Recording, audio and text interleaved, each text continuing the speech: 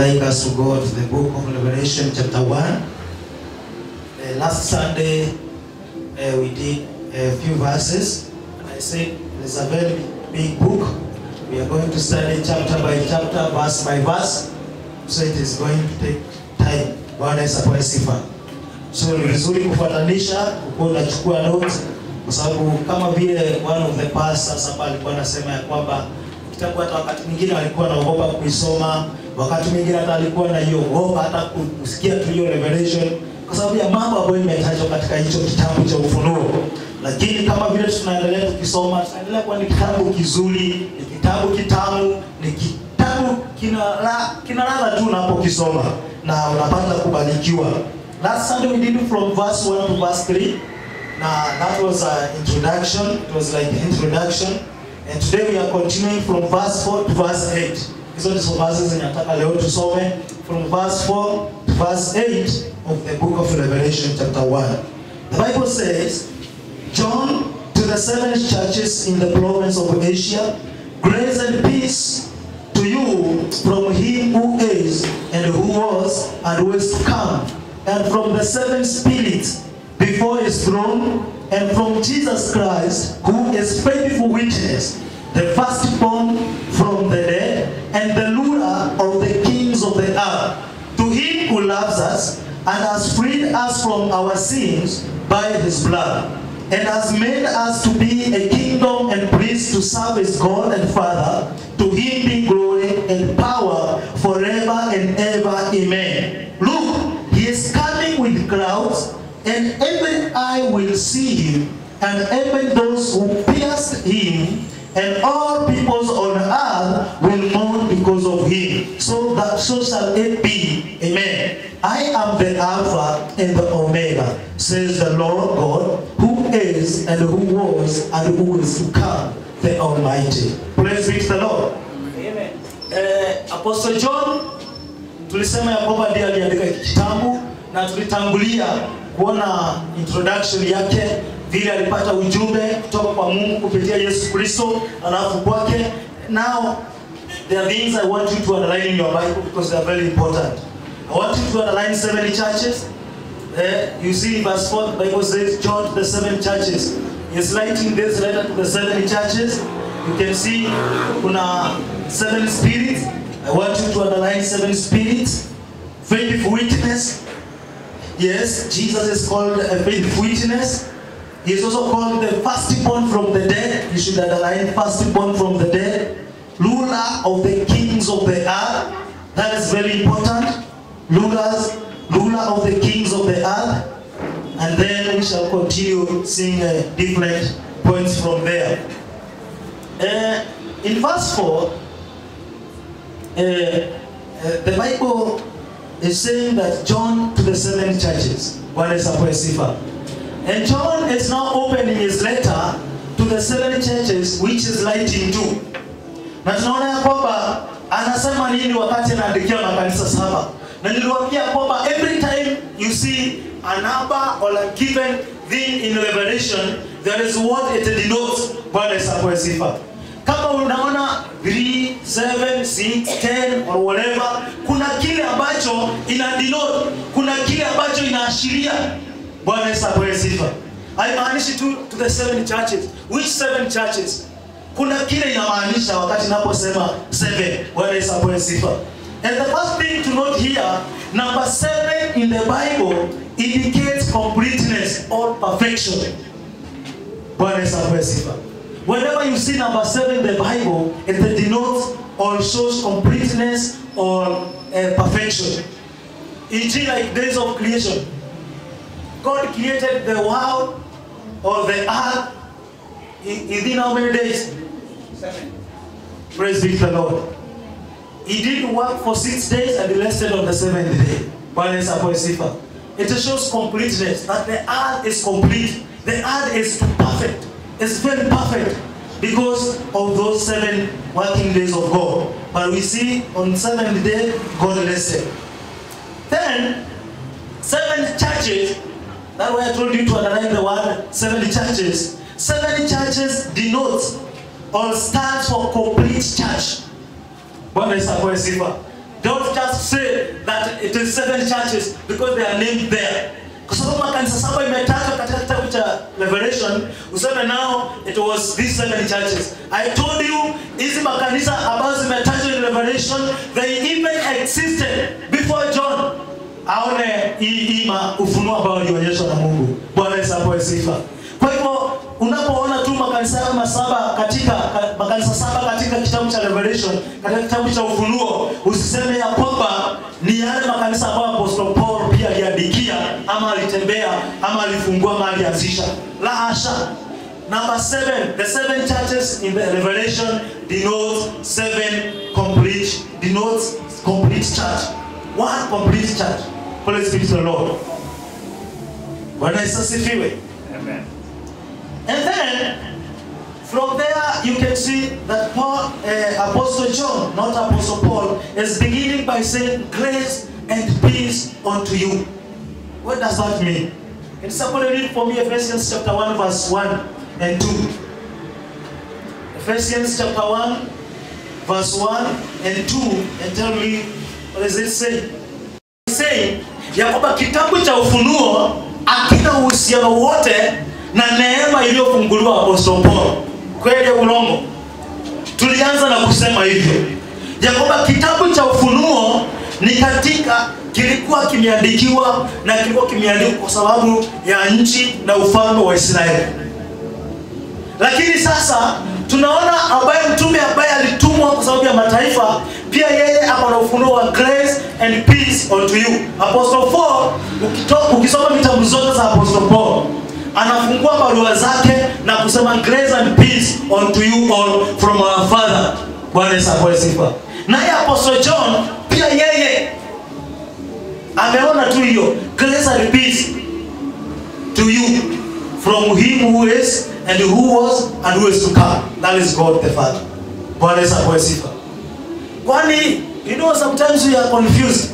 Sometimes we are getting confusion, tunashindwa. Kwani hao watu walikuwa kwani John alikuwa na ufunuo wa mystery which is grace ama ilikuwa namna gani? Lakini tuelewe ya kwamba since the creation of the earth, since the creation of the world, since the day one of creation, God has been gracious. Bwana Yesu apewe sifa. God has been faithful. Mungu amekuwa Mungu wa rehema, Mungu amekuwa Mungu wa neema. Hiyo ni attribute na character yake. And he will never change till the end of the world. Praise be to the Lord. That's why John is saying grace and peace unto you. But Paul yake haiashirii neema na amani yenye ni attribute za Mungu. Ni kwa sababu tuko sasa katika dispensation ya neema. That's why Paul now is saying grace and peace from the Lord be with you. Kwa sababu tuko kipindi cha neema. Mungu amekuwa Mungu wa neema, lakini hajakuwa na kipindi cha neema kama ambacho kiko sahi. Bwana Yesu apewe sifa. Let's go to understand that. So tuendelee. John to the 7 churches. Tumesema 7 churches. It is a complete church. Bwana Yesu asifiwe. In the province of Asia, grace and peace unto you from him who is and who was and who is to come. And from the 7 spirits. Hey, 7 spirits. I say that the book of Revelation is full of symbolic. Wakati wote tu unaona 7 spirits, 7 churches, 7 lampstands, 7 eyes, 7 whatever, kuna kitu inaashiria. Don't just take it literally. Hivyo tu. Praise be to the Lord. Ni vizuri kujua kitabu ya Revelation iko na symbolic mingi. So, number 1 tumepata kitu ambacho niliwaambia online ni 7 churches na tukaonyesha ya kwamba it stands for complete church. Number 2 ni 7 spirits. 7 spirits, nani anaweza guess inaashiria nini? 7 spirits. Bwana Yesu apewe sifa. 7 spirits inaashiria nini? What does it represent? Praise be to the Lord. We say number 7 stands for completeness and perfection. So what about 7 spirits? If 7 churches, it is complete church and perfect church. What about 7 spirits? Complete spirit. Eh? A complete spirit. Complete spirit, perfect spirit. Praise be to the Lord. So 7 spirits represent the perfect Holy Spirit of God. So when God is talking about from the 7 spirit, he means from the perfect Holy Spirit of God. Bwana Yesu sifa. Hakuna roho 7, roho ni moja. But huyo roho mkamilifu, roho wa Mungu, ndio huyo John anaongea kuhusu hapa. Praise be to the Lord. So from the Bible says, grace and peace to you from him who is and who was and who is to come, and from the 7th spirit, from the complete, from the perfect Holy Spirit of God, before his throne. So, if you read chapter 5 of the same book, Ufunuo 5 mstari wa 6, Biblia inasema ya kwamba inasema hivi, mstari wa 6, Biblia inasema, then I saw a lamb looking as if it had been slain, standing at the center of the throne, encircled by the 4 living creatures and the elders.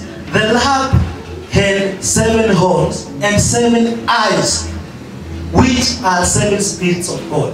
Praise be to the Lord. So, katika kitabu cha Ufunuo tutaenda kuingia tupate 7 eyes. Biblia inatuambia 7 eyes are the 7? No, not churches. Read verse 6. 7? Amashko umesema? 7? The eyes of God, yes. 7 complete eyes of God. Na yenyewe tu imeinterpret what are 7 eyes of God. It is complete eye of God, which is 7 spirit. And 7 spirit is the complete Holy Spirit. Bwana Yesu apewe sifa. So tukienda kusoma huko mbele uone kwingine kumetumia jina 7 eyes of God. Hiyo ni 7 spirits of God, which is the perfect Holy Spirit of God. Are we together? The Bible has said so. I said that the Bible interprets itself. Hakuna haja kwenda kutafuta dictionary ama vitabu zingine kuelewa Biblia, inajiexplainia yenyewe.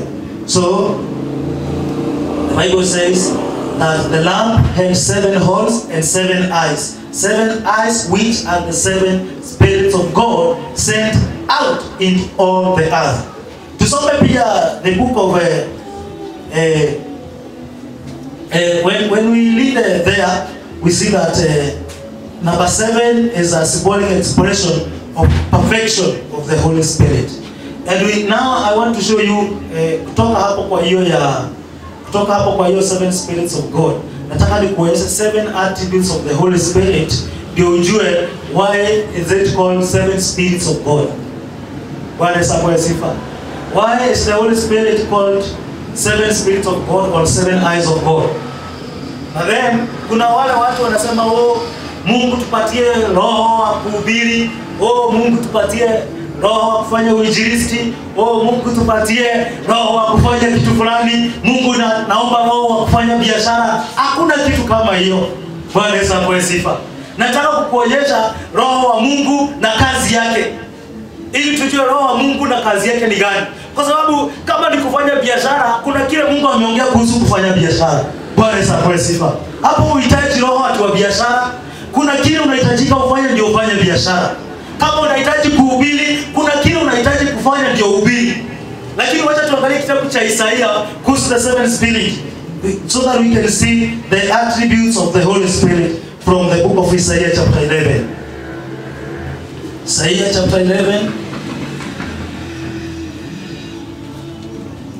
Isaiah chapter 11 verse 1 and 2. Naomba mwenye amefika aweze kusoma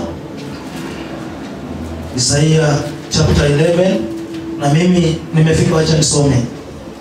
A shoot will come up from the stump of Jesse, from his roots a branch will bear fruit. The Spirit of the Lord. That is number 1. The character of the Holy Spirit. It is the Spirit of the Lord. Amen. The character of the Holy Spirit, number 1, it is the Spirit of the Lord. Number 2, the Spirit of wisdom. Number 3, the spirit of understanding. Number 4, the spirit of counsel. Number 5, the spirit of power. Number 6, the spirit of knowledge. Number 7, the spirit of the fear of the Lord. Praise be to the Lord. Those are the characters of the Holy Spirit. When the Bible talks of the 7 complete spirits of the Lord, 7 eyes of God, the spirit of the Lord, the spirit of wisdom, the spirit of understanding, the spirit of counsel, the spirit of power, the spirit of knowledge, the spirit of fear of the Lord. Those are the 7 eyes of God. Bwana Yesu apewe sifa. Na kama kuna kitu ingine ambayo sasa unaomba kutoka kwa Mungu, iko katika vipengele zingine za Mungu, kwa sababu Mungu ako na njia mingi zake. Ako na Roho Mtakatifu, Mungu ni wa rehema, Mungu ni wa neema, Mungu anapeana kibali, hizo vitu zote. So kama ni biashara, unataka kufanya biashara, uhitaji roho wa biashara, kwa sababu hapa hatujaona roho wa biashara. Unahitaji kibali cha kufanya biashara. Bwana Yesu apewe sifa. Kama ni promotion, unahitaji roho wa promotion, hapa hakuna roho wa promotion. Bwana Yesu apewe sifa. Unahitaji utie bidii katika kazi ambayo unafanya ndio Mungu akupandishe cheo. Kuna vitu zenye Mungu amenena katika neno lake. Sisi tunajiwekelea, tunajiongezea, tunafanya vitu mingi ambazo haziko katika Biblia. Na ni vizuri kufuata neno la Mungu. So we have seen that the 7 spirits of God are those attributes that nimewaonyesha, and that's why, because all of those attributes are 7. Hiyo ndio maana inaifanya ikuwe complete and perfect. Amen. Amen. So tuendelee. Kitu kingine ambacho tulisema tu analyze katika kitabu cha Revelation, Ufunuo, ni faithful witness. Faithful witness. The Bible says, to the 7 churches in the province of Asia, to one complete church. 7 churches, one complete church. One perfect church in the province of Asia. Grace and peace to you from Him who is and who was and who is to come, and from the 7 Spirit, from the 7 eyes of God, from one complete Holy Spirit before His throne, and from Jesus Christ, who is the faithful witness. Why is Jesus a faithful witness? Can you see Apostle John is calling Jesus a faithful witness? Why is he calling him a faithful witness? Bwana Yesu apewe sifa. Yeah? Why is John calling Jesus a faithful witness? What does verse 5 says? And from Jesus Christ, who is the faithful witness, the firstborn from the dead, and the ruler of the kings of the earth. And then verse 7 inaruka inasema hivi, look, He is coming with clouds, and every eye will see Him, and even those who pierced Him, and all peoples on the earth will mourn because of Him. So shall it be. Amen.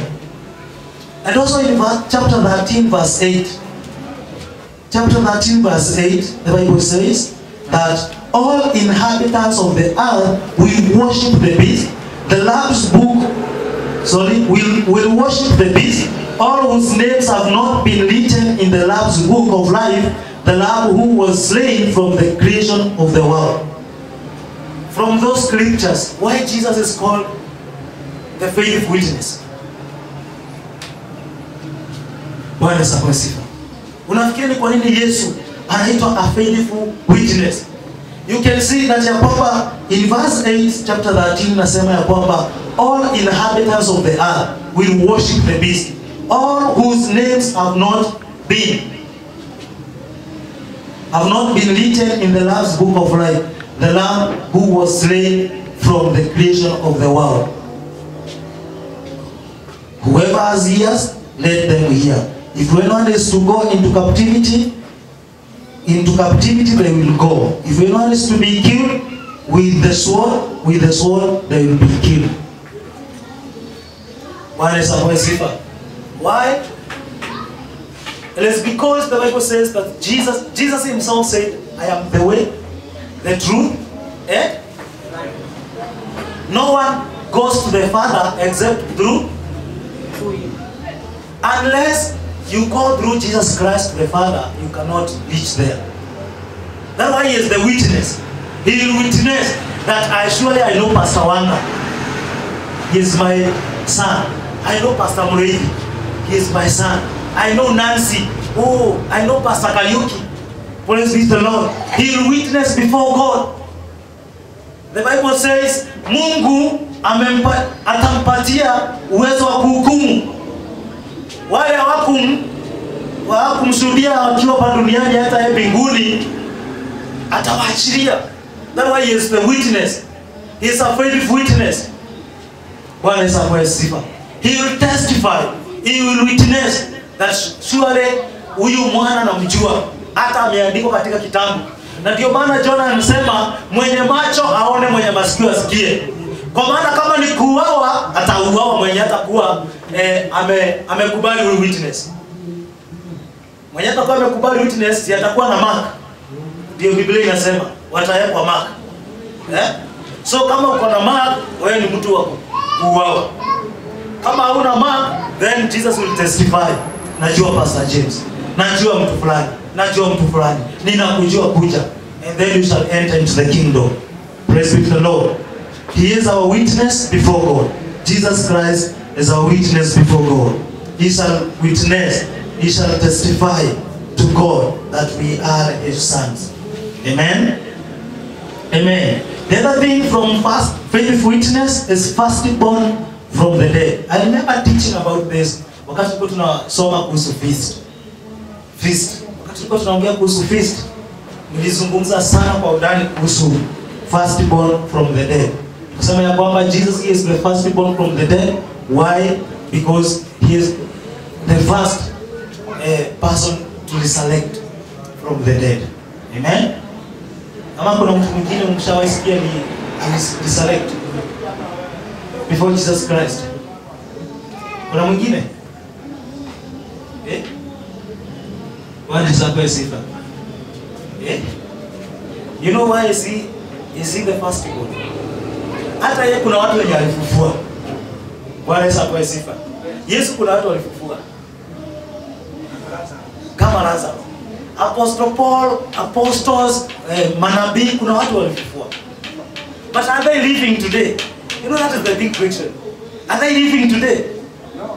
So Jesus is still the firstborn. He is the only one who resurrected and he is still alive. That's why Jesus is the firstborn from the dead. Na hiyo haitaji kuongelelewa sana. Nafikiri hiyo tunaelewa because tulikuwa tumeisoma sana. The other thing is ruler of the kings of the earth. The Bible says in verse 5, and from Jesus Christ, who is the faithful witness, the firstborn from the dead, and the ruler of the kings of the earth. I have a question here. Is Jesus today a ruler of the kings of the earth? Right now, sasa tunasoma hii Yesu Kristo ni kiongozi wa wafalme wa dunia. Yes, kabla nasema yes. Nani mwingine? Pastor Murray, Yesu Kristo sasa ni kiongozi wa sahi hapo. He is resting at the right hand. He is resting at the right hand of the Father. Kuna mwingine akona idea tofauti? Bwana Yesu asifiwe. Today Jesus Christ is not a ruler of the kings of the world. Bwana Yesu asifiwe. And Jesus will be a ruler of the kings of the world when the new Jerusalem will come from heaven. Na ikue katika Israel. Bwana Yesu asifiwe. Na hapo ndipo wafalme wote, president wote watakuwa naenda huko kulipoti. Bwana Yesu asifiwe. Every year lazima watakuwa naenda huko kulipoti, kupeleka kama ni mali Tanzania tunapelekaga kila kitu, kuabudu lazima. Na lazima kuwe kitu representative huko Jerusalem when Jesus shall be ruling over the world. We are parts of the body. Bwana Yesu apewe sifa. Anyone who accepts Jesus Christ as Lord and Savior is now accepted in the body. Hapo hakuna mambo ya ufalme na nini. We are all equal in this dispensation. No Jew, no Gentile. No Greek, no whatever. We are all one. No slave, no free. We are all one. In one body. Bwana Yesu apewe sifa. The body of Christ. So sahi Jesus is not ruler of the kings of the world. Today, Jesus is not resting. Jesus is seated at the right hand of God, interceding for us. So he is not resting. He is interceding for us. Bwana Yesu apewe sifa. Yeah. So it is good to understand that. And kuna jambo la ningependa kuuliza before nimalizie kipindi hiki.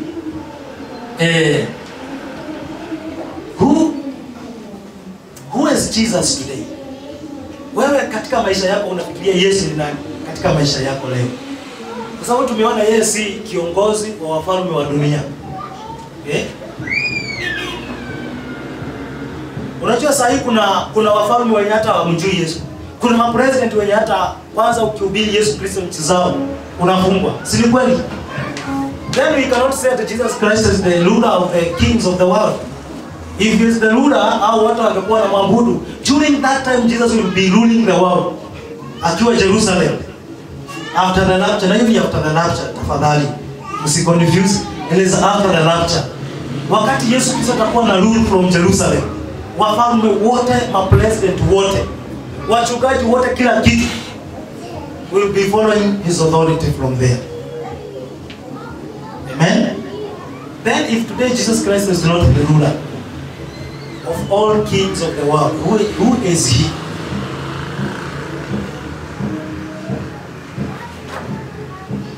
Bwana Yesu apewe sifa. He is the head of the body of Christ. You are right, correct. Another one? He is the Savior. Good. I like that one. He is our Lord and our Savior. Amen. That is who Jesus is today. Our Lord and Savior.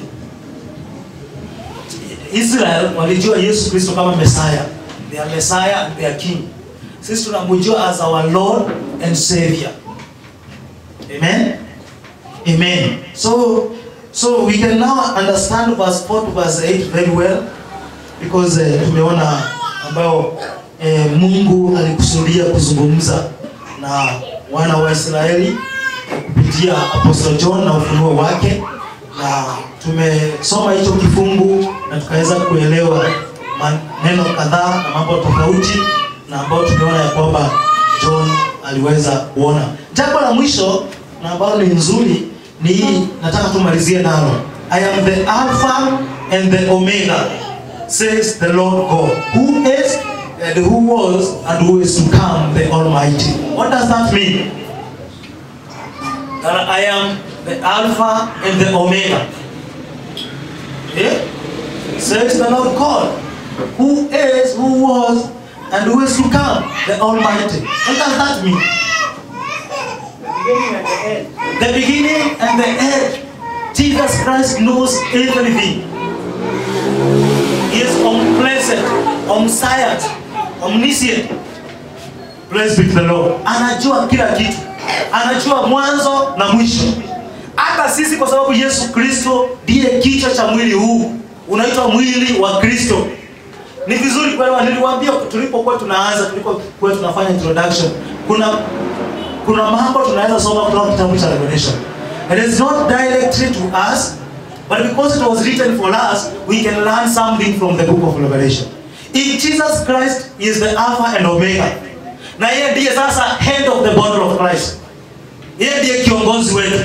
Yeye ndiye Mungu wetu na ndiye mwokozi wetu. Anajua mwanzo wetu na mwisho wetu. Are we together? Yesu Kristo anajua mwanzo wako na mwisho wako. Anajua maisha yako. Anajua njia zako. Anajua mienendo yako. Anajua kesho yako itakuwa namna gani. Bwana Yesu apewe sifa.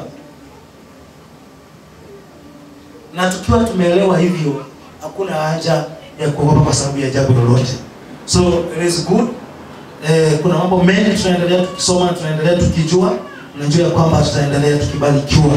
Next Sunday we are going to read from verse 9 to verse 20, na najua kwamba tutaweza kubarikiwa, na then from there tutaanza kuona ambayo John aliambiwa aandike, aandikie kanisa 7, aandikie 7 churches. Tutaona ni kanisa gani hizo alikuwa anaambiwa aandikie, na vile ambavyo tutaona 7 golden lampstands. Tutaona hata Leslie, na kuna aliona mtu katika kiti cha enzi amevalia a lock reaching down to his feet, golden sash. Tutaona vitu kama hizo, na tutakuja kujua zote zinamaanisha nini, kwa maana kitabu cha Ufunuo vile tumesema it's full of symbolic, it's full of symbols.